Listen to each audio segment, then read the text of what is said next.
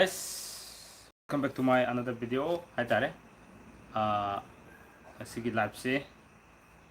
thing mapan dagi hoge to bune nang de hai tare ko.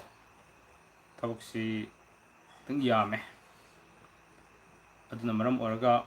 live se matam sa ubusingam de.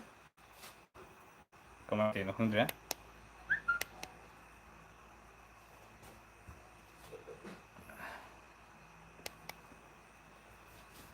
Okay. Ngusidi Jun thagi aroi bin mit hai tare ko. Sidi sida live mtang to hodre de Jun tha sigi aroi bin live mto ge tare. Adu tumge na di to giramane do mayam live tharoi dra na comment yam lakpa WhatsApp jam to birakpa aduna tumungamdre thabuk sa obagi khara de ware adumapu war suwana mayamgi ningmu thungnabagi damakta ngasi mayamna khanbirakpa topic ama lawkhasaraga hana ai blog oina di semjakraba topic ngakane hetare ko ado amu review tawjaba hetare amu review tawjabane adu hariba review se sina kitang khangbada watlauba leibi targasu ngasi rashi tarani thoi lei rashi tarani thoi sigi oiba karam rashi de leiba mi singna aigi masa masagi hakchang singda Leiganba tongan bu Khudam sing hadare masi sanabra sanadabra hadadi isai sada isai sana yengbiriba singna aduma khangbirani hadare ko aduga masigi sanaba sanadaba so aduma adungare khoi yengminarse ai haja phoroge mayam views ai minute ani muktang lawjage matam habidi views kitang laga na wari hogse na traga taragadi horen repeat torga question si lakpa matam da amuk khumdraga su nuai da wadu guma kya amasu lei ha tare ko aduna okay Makanta mangang, thank you so much. Isaina lakre comment si I hit live thabu my comment lakre live to birakre thank you so much. Okay.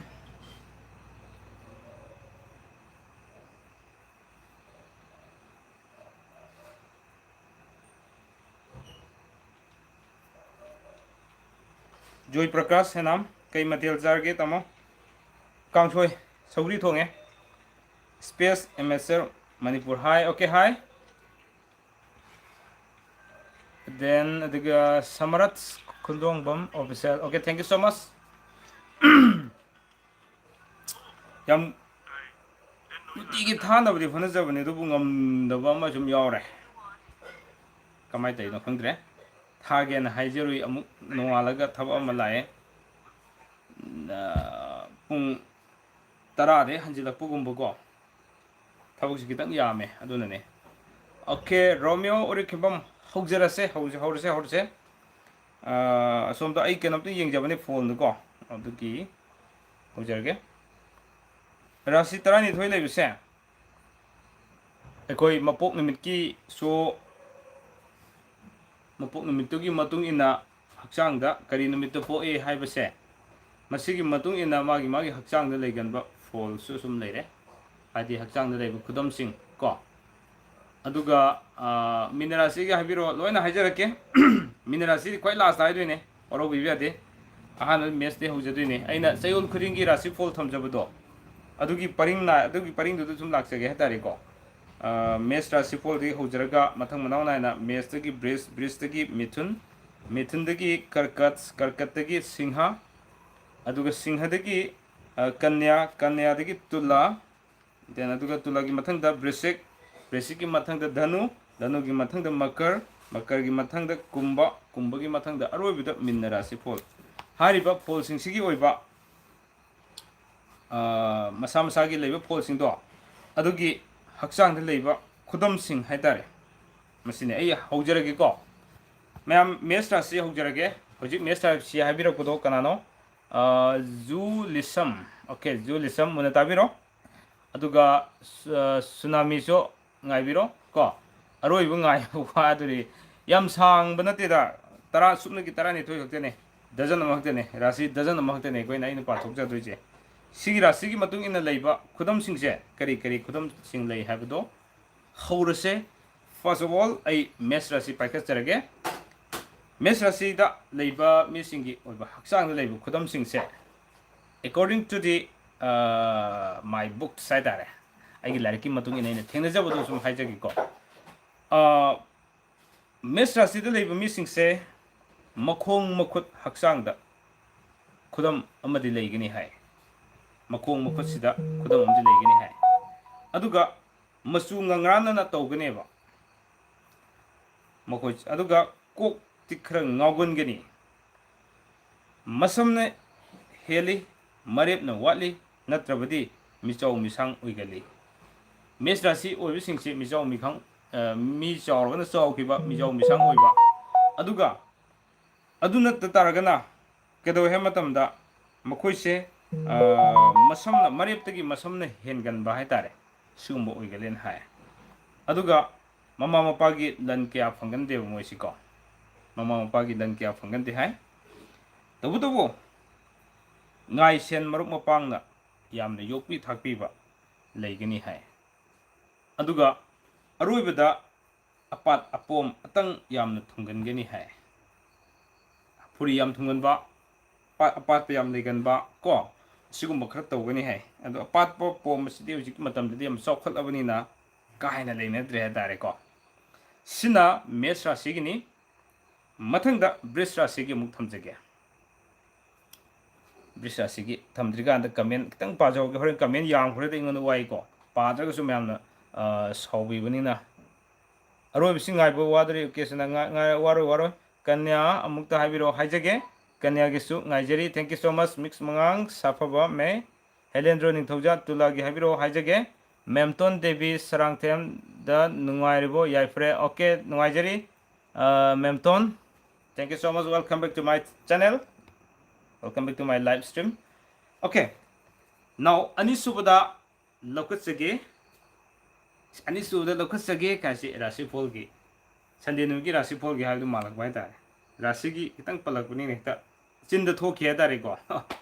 Okay, Anisubagi Briss Rashi Pol the labor missing set. I am Bana Finunda Sinbanda Aduga Mitta Werabasu Sambru legally hai. Brish Rashigi ni kohai se Brish Rashigi de lebi missing se Finungda Jinbanda Mitta Hari Bissing se the loina munatiko any part amada Sambru legally hai Mayam Sumra land bring biro Mina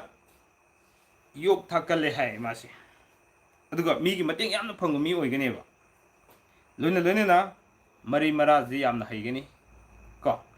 the Udabo Mi Budi Kaya Koiganda mi Oiganeva, Bristra Civil Missings. Duga Tabak Toropo, Kudimaxing Chekra Hagangani Hai. Mi Budi Mitana Gande Aduga Miko Mirax Haitaba Kanti am the Soganba mi Oigale Hai. Sina Bristra Sigilere, how you found by Kasagre, Miss Rasi Folamadi, Bristra Fall Picasagre, Matanga Mitun Mitungi Picasa Dringeda, Kamena Upazage Maka, Aduga Pajake. Okay, then Aduga Yamna, sorry, Jumnam Pazabi. Minaga, Danuga, Amta Habiro, brother. Okay, Hajrake, KHANGMINASI go. Song lover, okay, song lovers lie. Karkat High Grabo, Karkat Hydri. Sumila Lema Conjamo, okay, I see the live thing directing and Lavanina, Puntaragi, Mamang or Lavanina go. I go Marupna, ya Puntaragi, Puntarata, live house, so Hedare. Yam Ting the Toy and Sumbugo, although I did Tabuxinia, the number of Morga, Lapse, some canny, I know Nangoganda, Ting to Ting Tazaki Bugum Crasum Lavene. Adu Yam Toina, Yang Biriva, Marup Sumila Lema Conjambum, Yam Tagasari, a single lap, thing of a Siam Noaje, Sucker Nong Kapum, Tulangairico, okay. Tulasungai Rabanina, Yakratun Yona by Mitun Racism by Kessler again.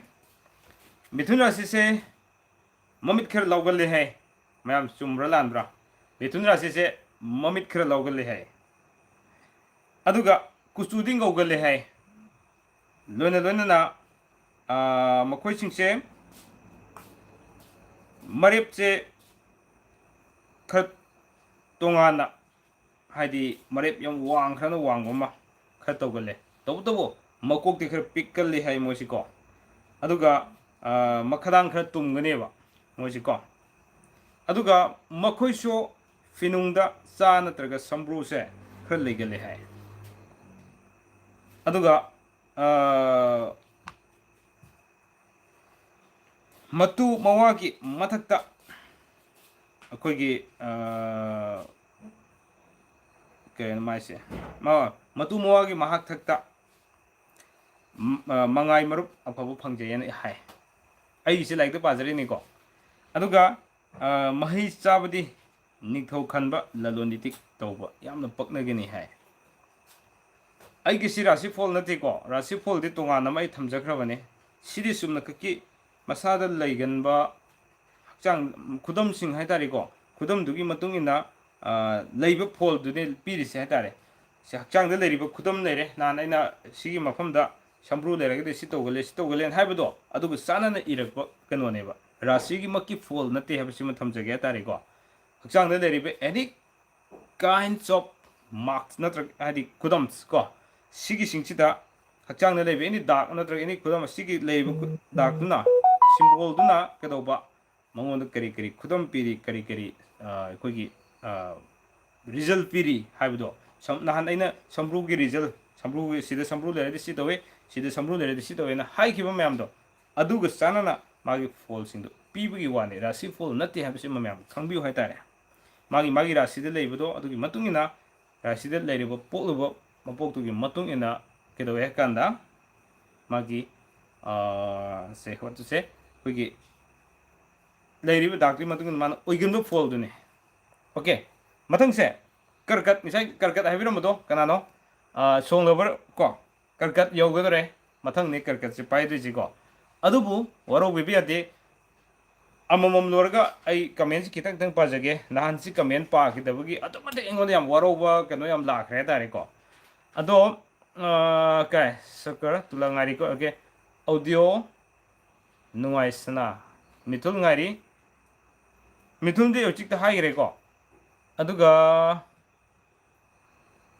ꯄꯨꯟꯁꯤꯔꯣꯟ Singh ꯔꯥꯁꯤꯒꯤꯁꯨ ꯇꯥꯛꯄꯤꯔꯛꯑꯣ okay ꯄꯨꯟꯁꯤꯔꯣꯟ thank you so ꯃꯆ ꯇꯥꯛꯆꯔꯛꯀꯦ ꯉꯁꯤꯁꯨ ꯍꯥꯏꯖꯒꯦ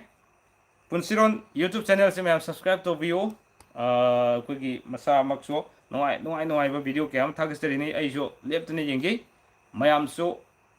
ꯌꯦꯡꯕꯤꯌꯨ ꯑꯃꯗꯤ ꯁꯕꯁꯀ꯭ꯔꯥꯏꯕ ꯇꯧꯕꯤꯌꯨ ꯄꯨꯟꯁꯤꯔꯣꯟ ꯆꯦꯅꯦꯜꯁꯤꯗꯀꯣ ꯗꯦꯟ ꯊꯣꯛꯆꯣꯝ ꯑꯣꯀꯦꯟꯗ꯭ꯔꯣ ꯄꯤ ꯀꯦ ꯑꯥꯏꯂꯥꯏꯠꯁ thank you so much okay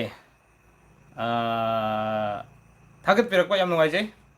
Rebika ꯉꯥꯉꯣꯝ Singh ꯔꯥꯁꯤꯒꯤ ꯍꯥꯏꯕꯤꯔꯛꯑꯣ ꯍꯥꯏꯖꯔꯛꯀꯦ ꯍꯥꯏ ꯀꯀꯥ ꯑꯩ ꯂꯥꯛꯑꯦ Surjikumar Singh Surjikumar welcome back to my live streams ꯀꯣ ꯌꯥꯝ ꯅꯨꯡꯉꯥꯏꯖꯩ ꯎꯅꯗꯕ ꯌꯥꯝ ꯀꯨꯏꯔꯦ ꯁꯣꯔꯤ ꯎꯈꯤꯕ ꯌꯥꯝ ꯀꯨꯏꯔꯦ ꯅꯨꯡꯉꯥꯏꯔꯤꯕꯣ ꯀꯀꯥ ꯅꯨꯡꯉꯥꯏꯔꯤ ꯁꯨꯔꯖꯤꯀꯨꯃꯥꯔ ꯁꯤꯡ ꯑꯩ ꯀꯁꯥꯔꯒꯤꯗꯨꯅꯤ ꯈꯪꯉꯦ ꯁꯨꯔꯖꯤꯀꯨꯃꯥꯔ ꯃꯦꯕꯤ ꯑꯦꯔꯥꯎꯟ ꯑꯩ ꯖꯨꯂꯥꯏ ꯊꯥꯁꯤꯗ ꯀꯁꯥꯔꯗ ꯂꯥꯛꯄ ꯌꯥꯅ ꯂꯩꯀꯣ ꯑꯗꯣ ꯅꯪꯒꯤ ꯅꯝꯕꯔꯗꯣ ꯑꯩꯉꯣꯟꯗ ꯃꯥꯡꯈ꯭ꯔꯦ ꯑꯝꯇꯪ ꯑꯩꯒꯤ ꯅꯝꯕꯔ ꯂꯩꯔꯒꯗꯤ ꯋꯥꯆꯞ ꯑꯝꯇꯪ ꯇꯧꯕꯤꯔꯛꯑꯣꯀꯣ ꯀꯁꯥꯔꯗ ꯑꯩ ꯃꯦꯕꯤ ꯂꯥꯛꯄ ꯌꯥꯅ ꯂꯩ ꯈꯔ ꯂꯩꯔ ꯈꯪꯒꯅꯤ ꯑꯗꯨꯒ ꯀꯔꯤ ꯃꯇꯥꯡꯒꯤꯅꯣ ꯀꯀꯥ ꯑꯩꯈꯣꯏ ꯔꯥꯁꯤꯒꯤ ꯃꯇꯨꯡ ꯏꯟꯅ ꯍꯛꯆꯥꯡꯗ ꯂꯩꯒꯟꯕ ꯈꯨꯗꯝꯁꯤꯡ ꯍꯥꯏꯇꯥꯔꯦꯀꯣ ꯃꯃꯥꯡꯗ ꯑꯩ ꯕ꯭ꯂꯣꯛꯄꯨꯗꯤ ꯁꯦꯝꯖꯈ꯭ꯔꯕꯅꯦ ꯑꯃꯨꯛ ꯔꯤꯚ꯭ꯌೂ ꯇꯧꯖꯕ ꯍꯥꯏꯇꯥꯔꯦ ꯑꯗꯨꯒ ꯈꯨꯃꯟ ꯑꯥꯔ ꯑꯦꯁ ꯇꯨꯜꯂꯒꯁꯨ ꯍꯥꯏꯕꯤꯔꯛꯑꯣ ꯍꯣꯏ ꯍꯥꯏꯖꯔꯛꯀꯦ ꯁꯝꯔꯠ ꯈꯨꯟꯗꯣꯡꯕꯝ ꯑꯣꯐꯤꯁꯦꯜ ꯕ꯭ꯔꯣ ꯅꯨꯄꯥ ꯅꯨꯄꯤ ꯔꯥꯁꯤꯐꯣꯜ ꯄꯛꯅꯕ ꯆꯥꯅꯕꯒꯤ ꯃꯇꯥꯡꯗ ꯕ꯭ꯂꯣꯛ ꯁꯦꯝꯕꯤꯔꯛꯑꯣ ꯁꯦꯝꯈ꯭ꯔꯕꯅꯦ ꯑꯗꯨꯗꯤ 2 times ꯑꯩ ꯁꯦꯝꯖꯈ꯭ꯔꯕꯅꯦꯀꯣ ꯑꯝꯇ ꯌꯦꯡꯕꯤꯌꯣ ꯀꯔꯤ ꯃꯇꯥꯡꯒꯤꯅꯣ ꯁꯌꯥ ꯀꯣꯟꯖꯦꯡꯕꯝ ꯑꯣꯀꯦ ꯔꯥꯁꯤꯒꯤ ꯃꯇꯨꯡ ꯏꯟꯅ ꯂꯩꯒꯟꯕ ꯍꯛꯆꯥꯡꯒꯤ ꯈꯨꯗꯝ ꯗꯟꯗꯕꯤꯔ ꯑꯣꯏꯅꯥꯝ ꯇꯨꯂꯥ ꯍꯥꯏꯕꯤꯔꯛꯑꯣ ꯑꯣꯀꯦ ꯍꯥꯏꯖꯔꯛꯀꯦ ꯃꯤꯟꯅ ꯕꯤꯅꯣ ꯍꯦꯃꯥꯝ ꯑꯗꯨ ꯅꯨꯡꯁꯤ ꯃꯤꯊꯨꯜ ꯆꯨꯝꯗꯦ ꯑꯣꯀꯦ ꯂꯣꯏꯅꯃꯛ ꯆꯨꯝꯕꯗꯤ ꯂꯩꯔꯣꯏꯀꯣ ꯔꯥꯁꯤꯒꯤ ꯍꯥꯏꯕꯤꯔꯛꯑꯣ ꯖꯍꯤꯔ ꯖꯨꯅꯤꯌꯔ ꯁꯨꯔꯖꯀꯨꯃꯥꯔ ꯀꯀꯥ ꯇꯨꯂꯥ ꯍꯥꯏꯈ꯭ꯔꯕ ꯇꯨꯂꯒꯤ ꯍꯥꯏꯗ꯭ꯔꯤ ꯇꯨꯂ ꯔꯥꯁꯤ ꯍꯥꯏꯕꯤꯔꯛꯑꯣ ꯃꯔꯣꯛ ꯑꯣꯀꯦ ꯍꯥꯏꯖꯔꯛꯀꯦ ꯃꯤꯟꯅ ꯔꯥꯁꯤ ꯀꯃꯦꯟꯁꯤ ꯃꯔꯣꯝꯗ ꯂꯣꯏꯁꯤꯟꯖꯒꯦ ꯇꯧꯕꯅꯦ ꯃꯤꯟꯅ ꯍꯥꯏꯕꯤꯔꯣ ꯑꯣꯀꯦ ꯃꯤꯟꯅꯁꯤ ꯌꯥꯝ ꯉꯥꯏꯅꯔꯦ ꯑꯔꯣꯏꯕ ꯃꯤꯟꯅꯁꯤ ꯑꯩ ꯃꯊꯪꯗ ꯄꯥꯏꯖꯔꯛꯀꯦ ꯀꯔꯀꯁꯁꯤ ꯑꯃꯨꯛ ꯊꯝꯖꯒꯦ ꯍꯧꯖꯤꯛ ꯁꯨꯅꯥꯃꯤꯒꯤ ꯀꯃꯦꯟꯐꯥꯎ ꯑꯩ ꯄꯥꯖꯈ꯭ꯔꯦ ꯃꯈꯥ ꯑꯃꯨꯛ ꯄꯥꯖꯗꯣꯏꯅꯤꯀꯣ ꯃꯈꯥꯁꯤ ꯂꯤꯇꯜ ꯄ꯭ꯔꯤꯟꯁꯦꯁꯇꯒꯤ ꯑꯩ ꯄꯥꯖꯗꯣꯏꯅꯤ ओके करकट करकट की महाजगे करकट राशि से मी क्या चौगंदे है मियाई ओइना तौगनेबो करकट सिको अदुगा लाइबक्ति तोंगाना मयाम मानदाना लेगनी अदुगा मिटपान द खुदम अमा लेगनी है मोइस करकट सिको मिटपान द खुदम अमा लेगली है अदुगा फिनुंग द चा नत्रगा संब्रू लेगली है सिसुको अदुगा मीना लूना निंगबा वाबु लाइना खंगली हई सिंगली मामा मपागी मही चादे अदुगा नहांगई वाई नहा ओरिंगई वाई अदुगा अनायेक नंगली पोलोइदि यामना फवा लंथुम चंगबा मिंगोंदा पिथोकंदे लाई निंगबा अंगम मथौ खनबा फगनी अफबा ओइ हाय मसिना करकटकिने चुम्बा लानबदि खंगदे लोइनमक चानाबदि लेरोय अयामना चानरिब्रा अयामना चानदब्रा हायदुदि इसा इसाना हाइबीबा अमदि कमेंट सिदगी सु लोइ खंगजरने हादारे मिपुम खुदिम लोइ चुंगनी हाबदि लेतिको होजि करकर की लोरे मथंग सिंह राशि फोन पाइक सदुइने सिंह राशि फोल फाइ रिगांदा लिटल प्रिंस की कमेंट म येंगे होगे दनु की हाइबिरो ओके हाइजरके कुंभगी सु हाइबिरो जुलिया खतिमरम हाइजरके युंखाम रिंकू ब्लॉक इट्स वेडनेसडे 5/19/1993 तुलराशि अंत हाइबिरो ओके हाइजरके सिंह ओके सिंह मथंग पाइजदुइनिको सिंह बेटी बेटी सिंह पाइजरगे राकेश टेक्सम मेस की अंत हाइबिरो हाइजरगे ओके सिंह राशि उमाकांत मीन राशि अंजू कुंभ राशि सोंग लबर याइफरे याइफरे याइफरे दयान अदुगा तुला गोपेश्वर अदुगा सूर्य कुमार सिंह तुला राशि लोइना हाइजरगे सिंह की अमु पाइजरगे मैम सिंह राशि द पोको मिसिंग से सुमाय तवे है अगी लाइफ की मतुंग इनको कमाय तवे हरकांदा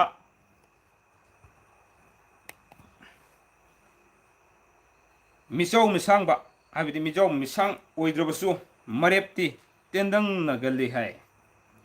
खुयादा लेसिनबा चक्र लेगली है खुयादा नेको अदुगा फिनुंगदा चा समब्रु लेगली लौसिंग सिंगी वारी है सगई मरुपना चानगनी पिजे पिथक फै पांगल कल्ली मथक थोंबगा मरुप ओइगली लाई निंगलबदी लनगी मपु ओइ योटना थांगना यंगथीबा ओइगली सोकल्ली है मसिन सिंह राशिगिने अदुगा कन्या राशि इहंग हंगनदेदा कन्या राशि याव द्रमाले कन्या राशि की हाइजरगे कमेंट अमिनितंग पाजरमगा और ओबिबी याति मैम तुला गोपेश्वर लेरे सूर्य कुमार तुला लेरे रोशन लाइस्टम मकर की हाइबिरो ओके हाइजरगे Umakant Mangang thank you so much ब्रेसिक अमता हाइबिरो हाइजरगे कन्या राशि ट्यूसडे 1997 हाइ जोतिन अरुबम की ताखरे कन्या राशि बो नम हाइजरगे को अदुगा सिगी मखा मु मथंग तंग पारगे कमेंट से सम्राट खुंदोंगम ऑफिशियल की कमेंट अमु मथंग पाजरके हुजिक कन्या राशि फोन की हाइजगे मयांगलेन सांगले है कन्या राशि सिको अदुगा मियाई ओइना तोगनेबा खोंबीदा अखोगी मरी लोंबा कोक माइदा चा नत्रगा संब्रू लेगले है मीन चाले है अदुगा लैवातिनवा लाइक लेसु हाइगनबा मसादी यामगंदबा मी सॉरी मई इसिंगना यंगथीबा मी ओइगले है अदुगा यथोंगैदगी होंना वाई पोलोइदा फबा हाबिदि हौरपदा यामना वाबा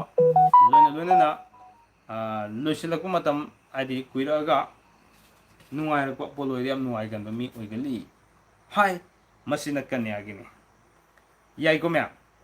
मथंगदा मिसाई तुला हाइबदो तुला याम लाखिबने तारे तुला गिम पाइखचरागे तुल राशि फोल के पाइखसजिङैदा ngसाइगी कमेन्टो ब्रेसिक की ngaijeri thank you chawba konsam minnagi haibiro haijrake mix mangang kaina gidi ngasai dei ngairi ne kanya gidi loi khrabane o haju hujite haigibdu ni ko kanya gi ngairi okay singer gi se singer gi haibiro okay makar gi haibiro merina nandarani singam then aduga song lover mithun se karkat ka pakna bro okay tamna hajarake do mako lona makarga makargi taninge okay yorokadore ko wai khom thoibisanu okay makata ko kaminong pajarake tulagi mo hajage tulasi ngaibi miyame shorpo tare tulana tulagi mayam sin shorpo tare gadi live ko pungchai chai gi tare tare ko aduna saitri kan da tulagi rasi gi mo hajarage mayam ko yai ko okay adu tare gadi mayang len kutak togali hai tularasi si chumrulan bro mayam mayang len kutak togali hai aduga khudol haina satkali chau sangi pinungda any khudam ama legale hai aduna sida sunatana phina khum gadaba hakchanggi jagada cha natraga samru legale hai laisak laikoi thungali masa thoina yamgande angama thongna maming khangali mapa mamagi lan fangali yumgi mapu oi khut sa haigali sa da landa mai pakali aduga mai be sa basu am haigali hai manunga pandit naigali angama tho khanba mahi chagali masina kedo ekanda chiki thambiba mayamna khorang ngainaramba tudara si phone tune hatare sigi mathang da so mo khorang ngainariba rasi phone ma paithasege madudi karino haiba taragadi brisect yai ko mayam brisect thamjage adubo brisect su fajana haitherage fajana ne khaijerage tare ko like di ibisi fajana pathajerage fajana aduga fajana comment mo paramge Manipur A to Z hanam lai bristic ki amta habiro hajarake bristic ne je ina pai khai du si ko daw yam jai tare Manipur A to Z se singhagi logre tsunami potika pe he bro yes ka khre tsunami ne pot ka khre okay Pauzelets how kept thank you so much Rohidas Nongthombam Brisik ki amta haibiro okay haijerak lagani hojik Brisiki then aduga mix mangang thank you kaka kainagi pabi kibagi thank you so much thagasari okay lukram mirbas singhagi then aduga kari lukram mirbas le singhagi jinison khangembam leye okay thank you so much minangairi saya konjengbam jinison mai sabadi heite he okay haijerakeni ahal orga singhagi haibiro o hairi saya devi pukambamna okay Manipur A to Z ki gisai paba hogibse Manipur A to Z ki basic tagi paba hojabane amuk hoji haujarage basic paba haujarage mayam makha taba kamenang pajarage basic ki oiba false kari phone no haiba targadi machine ban ji kanglap togali hai machine ban khar kanglap togali hai masu habidi kusu ngogali loina na khutta pinungda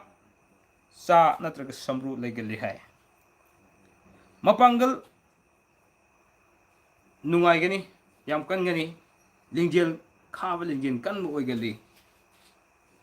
aduga napal di khara wangan mi oi hai marup farabadi mafam phangjai anga mathau khanba aduga koigi lining ba yana fagani mina tungda ngangnei mangdadi yamna janba yamna nungsiba saba oigani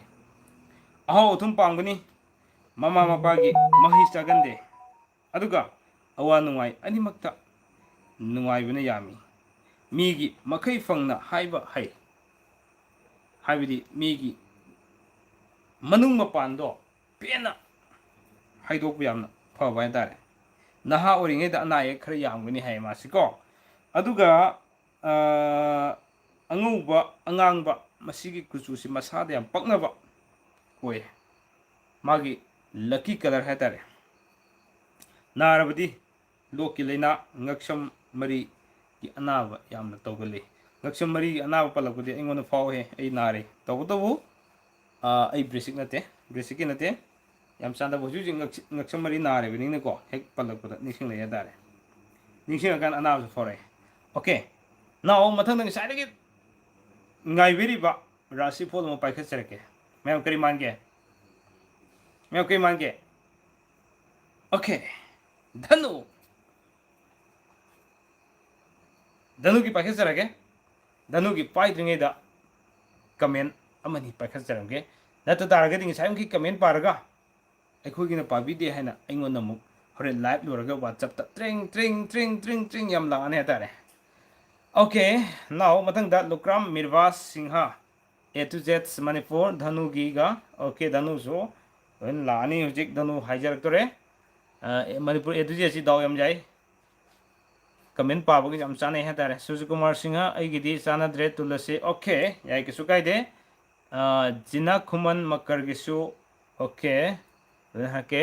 message अमा ककबिख्रे खुमन RS लुक्राम मिरवास Singh हनबिरो हंजरके हंजरकपे पुल मरोन हम लोरगा अमु लाकिको अदुगा मकर गिदो मयेक अमत Carreno सिधान बिरकनो okay okay okay then मिथुन गी हायो सिंगलेंबी मोरांथेम अदुगा मृनारानी लाइखुराम अइगी सिंह हाइबिरो मणिपुर एदुजे धनु मणिपुर एदुजे ते अमु लोइसनदोरे धनु गी पाइजरगे याम तानचाना मखादा खाबगी message अमु मथंग पाजरगे को धनु की ngaksamsi sangalle hai si ngaksamsi pak sangalle aduga mayang su sangalle hai si tunggi mayang si ko loina nakongche phangalle hai maya khare chawgalle hai aduga chinban su chawgalle hai just like a negro aduga marup afaba phangalle hai sagai gi ahal laman masak khangba mi di oigali tobutabo मीन लून चाना तौगली तुंगद यंगथीबा को लोना same साबा इसै नोंमाय जगोई यामना पक्नगनी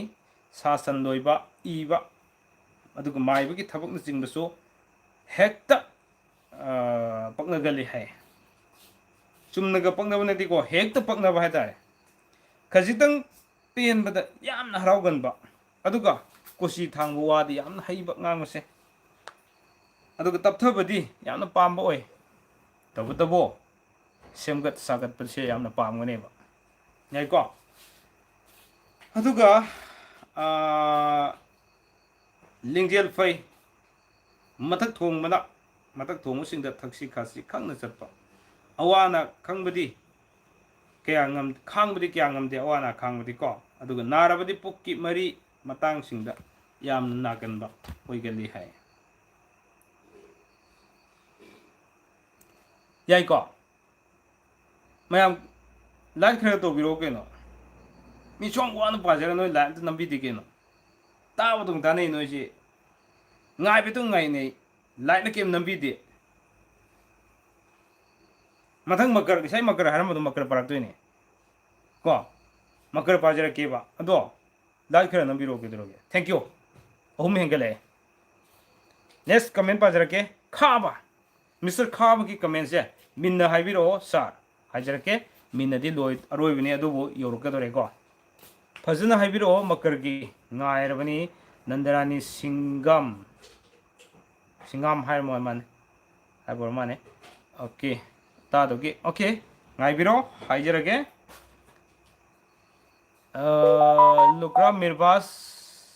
सिंहागे दो अमुक्ता होय होय हंजरके बोनीगा लेहोरे पोती योनी वाकर गा लेहोरे जोनी वाकर गा लेहोरे याय है tsunami nang ta nei na nung si basi okay ado ai boni sa ba den ti ko boni nei sa ram mai di gang di ye khai je la lo re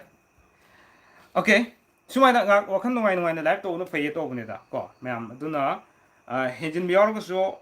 sorry for that nga pi gani yeng budam haina da bale ra so adum live ni khalaga nga ki mayam live to busida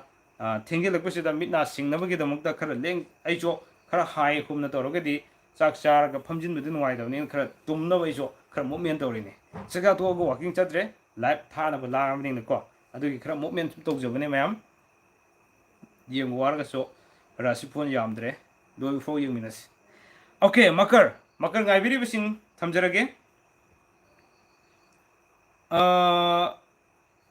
kino man se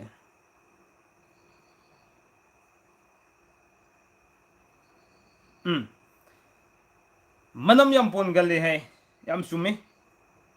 aduga maru lukna chatkalli habidi thaksi khasi khangna chatkalli ha ko ki hangoina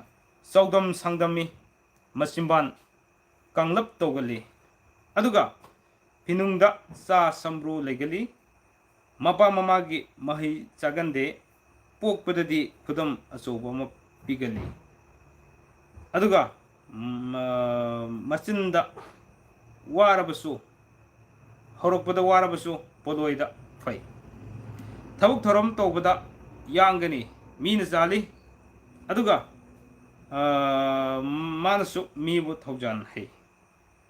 haijarabadi angam mathogi mateng phangjagali siraba kanda laina pangal oi lai masagi dongda lai ama lei habini ko masina makar rasi folgini mayam sumra lanbra khangdre iramasi pathokchabane idi ko khangmina se adana loina makta mipum khudi makti chungani habidi leite habidi nangi damak magi damak aigi damak magi damak haina irakpa fol nati haitare rasi dugi rasi khudi mak leiba targa so hariba rasi singdugi chawrakna leiganba singdo khara thamjabani anyway kumba haramado hoji kumbagi matang yochile kummasi ko kumdringi matang sida kamena kharatanga pajarang me warong danaba takhelambam bimola mithul rasi welcome okay welcome to bigre sa thungi habidi sumi aduga wang chawba su sumi khudon keno khudon hai na chatpadi okay aigi oina sumde thagastari marup thank you so much somila laima konjengbam rosan lashram makar okay makar pakre tomisna singha aduga lukram mai mirvas ko singha etujat dhanu okay angom thoiba tulagi amta habiro hajar ke muka surju kumar singh kakagi chayol rasi khaktana खाक्तने यंजे को यंजबा comment पीद्रबसु हरोगिरो केसु कायदे यंगबीबसिना क्वाइटगी best को सुजी Kumar Singh good night काका okay good night इसागी राशि दोर चनबिरा okay तुलगी अमदा अदुगा my mom कबिरानी okay कोई इसन कबिरानी लाए मिथुलगी सु हाइबिरो मिथुलगी हाइगरे अमुक repeat तरोके aduga tobisna tingam singha okay loina hai grabang akene hoji wali se sumna ta ki kumbaga minaga ngare ani si jar fathara ge aduga mayam comment gi lokusara ge ko mem yai ko yaragdi yai ibiro comment ibita lagana light tak nambiro light 72 hokte ne lerisi adu mi yeng mana samo kuntaruk yenge aduga light na 72 khak dai masi kya nuai je de khara hengalan biu kumba rasi fol pakasage kumba ko kumba se mari wangani aduga machine ban sakang nei hai khongda lutungda cha samru lei natun tungali aduga mana sok tak togali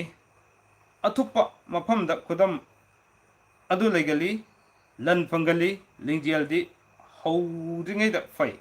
haurubadi sini nani khangdaba mi oi pangal su am kan gini hai min sang gini aduga sin su na ꯍꯩꯒꯜꯂꯤ ꯁꯥꯒꯩꯅꯗꯤ ꯅꯨꯡꯁꯤꯗꯦ ꯂꯥꯏꯗꯤ ꯅꯤꯡꯉꯤ ꯅꯥꯔꯕꯗꯤ ꯅꯨꯡꯁꯤꯠ ꯑꯃꯁꯨꯡ ꯄꯨꯛꯀꯤ ꯑꯅꯥꯕ ꯑꯣꯏꯒꯜꯂꯤ ꯍꯥꯏ ꯑꯗꯨꯒ ꯑꯔꯣꯏꯕ ꯃꯤꯟꯅꯔꯥꯁꯤꯐꯣꯜ ꯉꯁꯥꯏ ꯍꯦꯛ ꯀꯃꯦꯟ ꯍꯧꯕꯗꯒꯤ ꯍꯧꯅ ꯍꯧꯖꯤꯛ ꯐꯥꯎꯗ ꯉꯥꯏꯕꯤꯔꯤꯕ ꯃꯤꯟꯅꯔꯥꯁꯤꯐꯣꯜ ꯀꯣ ꯃꯌꯥꯝ ꯃꯤꯟꯅꯔꯥꯁꯤꯐꯣꯜ ꯑꯃꯨꯛ ꯄꯥꯏꯈꯠꯆꯒꯦ ꯃꯤꯟꯅꯔꯥꯁꯤꯐꯣꯜꯁꯦ ꯃꯔꯦꯞꯇꯤ ꯂꯦꯞꯌꯥꯏꯅꯩ ꯍꯥꯏ ꯋꯥꯡꯅ ꯆꯥꯎꯅ ꯆꯠꯂꯤ ꯈꯖꯥꯏ ꯌꯦꯠ ꯑꯣꯏ ꯈꯧꯔꯤ ꯑꯍꯨꯝꯗ ꯆꯥ ꯁꯝꯕ꯭ꯔꯨ ꯂꯩꯒꯜꯂꯤ ꯍꯥꯏ ꯑꯗꯨꯒ ꯄꯨꯛꯇꯁꯨ ꯈꯨꯗꯝ ꯑꯃ ꯂꯩꯒꯜꯂꯤ ꯑꯦꯅꯤꯛ ꯍꯥꯏꯅ ꯈꯨꯗꯝ ꯂꯩꯒꯜꯂꯤ ꯈꯨꯌꯥꯗ ꯆꯀ꯭ꯔ ꯂꯩꯒꯜꯂꯤ ꯑꯗꯨꯒ ꯃꯔꯧꯁꯤꯡꯅ ꯄꯥꯡꯒꯜ ꯑꯣꯏ ꯃꯥꯒꯤ ꯍꯩꯖ ꯁꯤꯡꯖꯕ ꯑꯗꯨꯅ ꯃꯥꯒꯤ ꯄꯥꯡꯒꯜ ꯑꯣꯏ ꯍꯥꯏꯕꯅꯤꯗ ꯀꯣ ꯑꯗꯨꯒ ꯃꯈꯣꯡ ꯄꯥꯟꯕ ꯀꯩꯅꯣ ꯃꯈꯣꯡ ꯄꯥꯟꯕ ꯄꯣꯠꯆꯩꯁꯤꯡꯒ ꯄꯛꯅꯩ ꯍꯥꯏꯕ ꯑꯉꯝ ꯑꯊꯧꯅ ꯆꯥꯜꯂꯤ ꯃꯄꯨꯛ ꯇꯞꯄꯤ ꯑꯗꯨꯒ ꯉꯥꯡꯕ ꯁꯛꯄ ꯍꯩ ꯉꯥꯡꯕ ꯁꯛꯄ ꯌꯥꯝ ꯍꯩꯒꯅꯦꯕ ꯍꯔꯥꯎ ꯀꯨꯝꯍꯩꯗꯤ ꯄꯥꯝꯒꯜꯂꯤ ꯑꯗꯨꯒ ꯈꯣꯡꯗ ꯂꯥꯏꯊꯨꯡ ꯊꯨꯡꯒꯜꯂꯤ ꯍꯥꯏ ꯑꯅꯥꯕ ꯂꯩꯒꯜꯂꯤꯀꯣ ꯑꯗꯨꯒ ꯂꯥꯏ ꯅꯤꯡꯂꯕꯗꯤ ꯃꯍꯩ ꯐꯪꯒꯜꯂꯤ ꯄꯣꯂꯣꯏꯗ ꯃꯤ ꯑꯐꯕ ꯃꯔꯨꯞ ꯑꯣꯏꯗꯨꯅ ꯅꯨꯡꯉꯥꯏꯕ ꯀꯌꯥ ꯐꯪꯒꯜꯂꯤ ꯁꯥꯒꯩꯅ ꯁꯛꯈꯪꯕ ꯑꯣꯏꯒꯜꯂꯤ ꯁꯤ ꯍꯥꯏꯔꯒꯅ ꯂꯥꯏꯔꯤꯛꯁꯤꯗ ꯃꯥꯒꯤ ꯅꯣꯠꯁ ꯑꯃꯇꯪ ꯄꯤꯔꯝꯃꯦ ꯍꯥꯏꯇꯥꯔꯦꯀꯣ ꯁꯤꯃꯇꯪꯒ ꯑꯩ ꯄꯥꯊꯣꯛꯆꯔꯝꯃꯒ ꯍꯣꯔꯦꯟ ꯔꯤꯄꯤꯠ ꯇꯧꯍꯟꯅꯤꯡꯕꯁꯤꯡꯗꯣ ꯑꯩ ꯑꯃꯨꯛ ꯔꯤꯄꯤꯠ ꯇꯧꯖꯒꯦ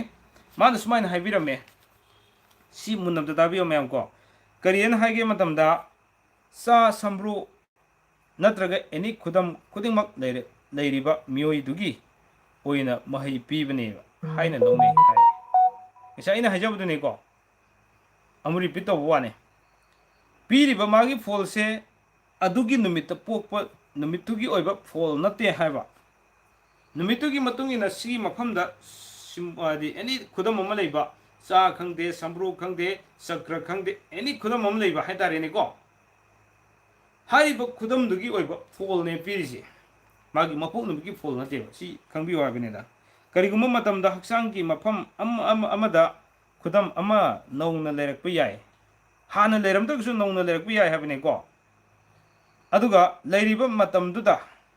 ꯃꯗꯨꯒꯤ ꯃꯍꯩ ꯑꯗꯨ ꯐꯪꯒꯅꯤ ꯑꯗꯨꯒ ꯂꯩꯔꯝꯕ ꯈꯨꯗꯝ ꯑꯗꯨꯁꯨ ꯃꯥꯡꯈꯤꯕ ꯌꯥꯏ ꯃꯗꯨꯗ ꯈꯨꯗꯝꯗꯨꯒꯤ ꯃꯍꯩ ꯄꯤꯕ ꯂꯣꯏꯔꯦ ꯍꯥꯏꯅ ꯈꯪꯅꯒꯅꯦꯕ ꯂꯩꯔꯤꯕ ꯈꯨꯗꯝꯗꯨꯅ ꯍꯦꯟꯅ ꯂꯪꯅ ꯂꯩꯔꯕꯗꯤ ꯈꯨꯗꯝꯗꯨꯒꯤ ꯃꯍꯩ ꯆꯞ ꯆꯥꯅ ꯐꯪꯏ ꯍꯥꯏꯅ ꯊꯥꯖꯅꯩ ꯆꯥ ꯅꯠꯇ꯭ꯔꯒ ꯁꯝꯕ꯭ꯔꯨ ꯈꯨꯗꯝ ꯍꯥꯏꯕꯁꯦ ꯏꯁꯣꯔꯅ ꯄꯤꯕ ꯃꯤꯑꯣꯏꯕꯒꯤ ꯒꯨꯟ ꯇꯥꯛꯄ ꯈꯨꯗꯝꯅꯤ ꯍꯥꯏꯅ ꯂꯧꯅꯔꯤ ꯅꯤꯄꯥꯅ ꯌꯦꯠꯇ ꯅꯨꯄꯤꯅ ꯑꯣꯏꯗ ꯇꯣꯡꯂꯕꯗꯤ ꯃꯗꯨꯒꯤ ꯐꯣꯜ ꯐꯪꯏ ꯑꯗꯨꯒ ꯏꯁꯣꯔꯅ ꯄꯤꯕꯅꯤ ꯍꯥꯏꯅ ꯂꯧꯅꯩ ꯃꯊꯛꯇ ꯇꯥꯛꯂꯤꯕ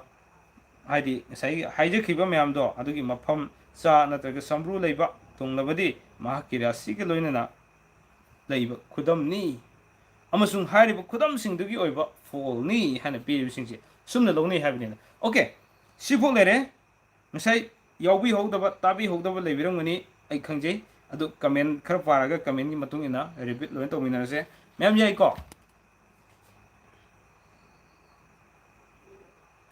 ꯀꯃꯦꯟ ꯂꯣꯏꯅ ꯀꯛꯅꯈ꯭ꯔꯦ ꯀꯃꯦꯟ ꯌꯥꯝ ꯁꯥꯎꯅꯔꯦ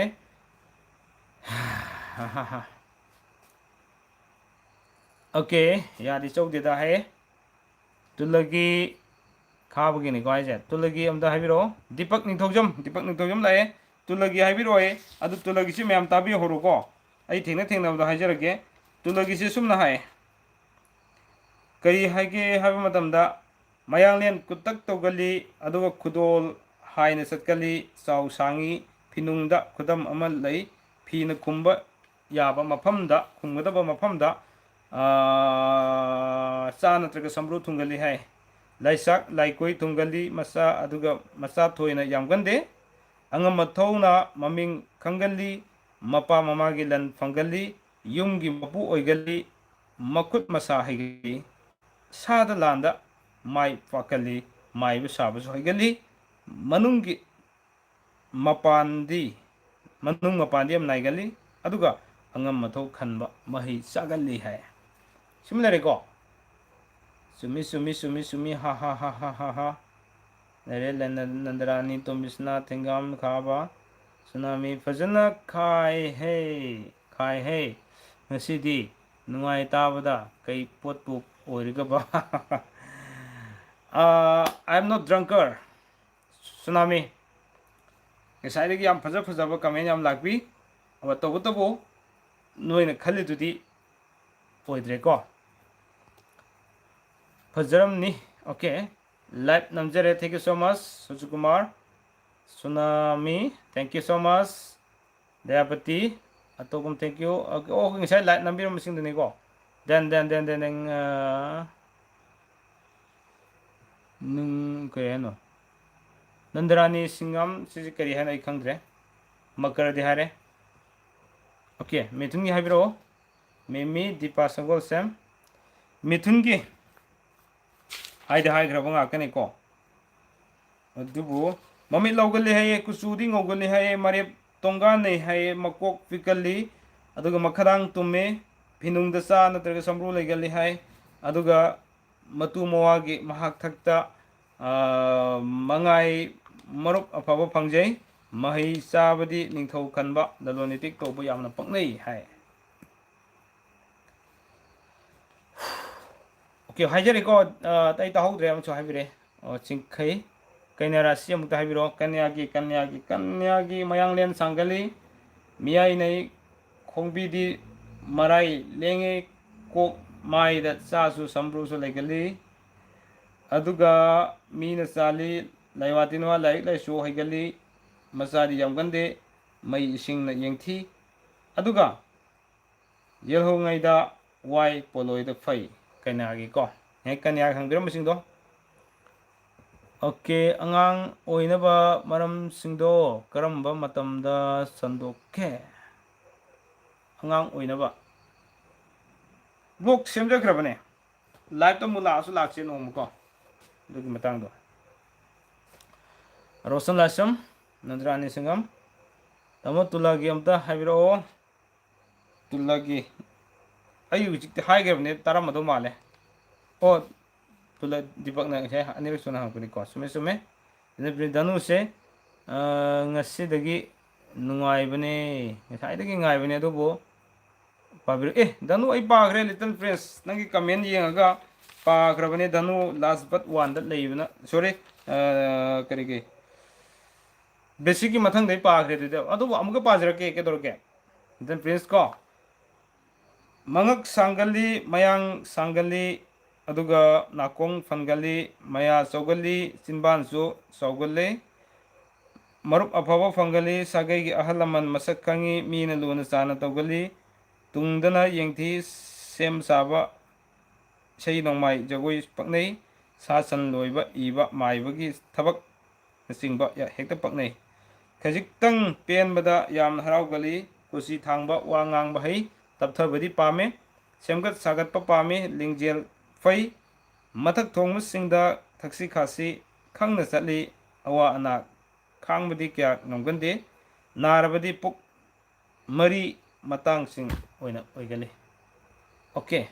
comment se so many comment leramne khwaidagi aroiba comment dagi amuk ai yengjerake ado sig mathang lakpa comment do Sushitra Brahmachari mayum karkat haina lakre karkat singha. Okay, sumai tokse mi amam da repeat ani ahum to dore hatari ko aduna ayu sik hajari live se hobudi ki loi fau se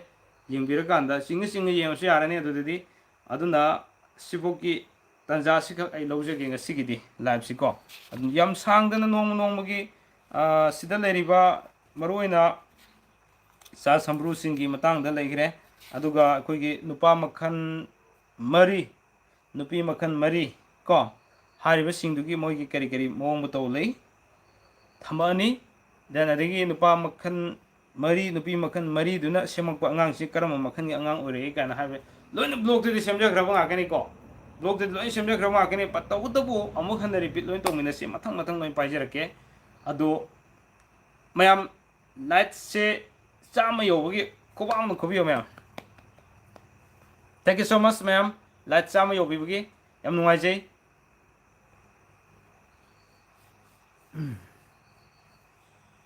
Okay, aduna Oro bibia de comment loina pajatena mayam oro bibia de ko comment mayam do pa le di aro sinupi makal mari leri ko ha leima kanglop mama kanglop saroi kanglop kwa kanglop kan leri ha nupi thambal nupi una nupi moibung nupi samu adagi nupa makhan mari ha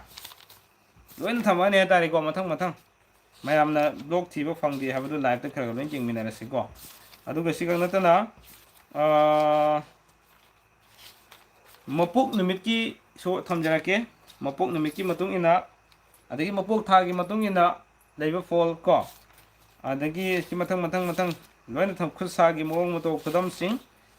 ko adagi khoba ki lo mathang mathang loin tawjarake tare okay adudi mayam soida tension jage oro bibia di ko mayam SS Meitei like PDF file sembira bidi nungai okay yam nungai ji sigi comment lak bi bisi SS Meitei adu ai khanjeri matam kitang ngai biyo ko first of all aina tawje ki khanjeri se yumbalo lamjing gi matang do yumbalo lamjing gi matang se slide loi shagai gram ne angang ko cha sing na adu ai loina semjin jaraga amuk PDF ta sembok chanabagi tanja do lojage adumak ai kenoda email da phangnaba Google thaganaba net thaganaba ko potu thamjage tare try tawjage adudi mayam ko hoji loina maro na pa jagram ne 2 times 5 so yam yore aduna hanjin hanjin loina pa do re tare aduna last amku so na hanan hajer sine mayam waro bibia de lusin jarage matang saida hayeng su amuk live ama tobung ngamna bu khona jage topic ma paikha chana khona jage mayam gi apamba topic to kari kari topic to honinge habdo comment da or natraga I WhatsApp ta thabiro mayam na thabirakpa sing comment sing topic sing do adudagi I khangasarga lottery toroga ama hem paikhan jarake mathangi hayeng nange hayeng pajarake hayeng nangdre hangche pai na khona jage sumna mathang mathang dumuk tok jarake tare dunga sigi da saida do sinjarasi mayam June tha sigi oiba aroiba live se matang saida tension jage hayeng July tha dagi amuk July gi oiba live hongnaba tawjarage mayam gi apam comment do khangan biro okay ngasi gi dongte mayam kaina nabya thang ni jage pinabirasi kanglai pa na yai pare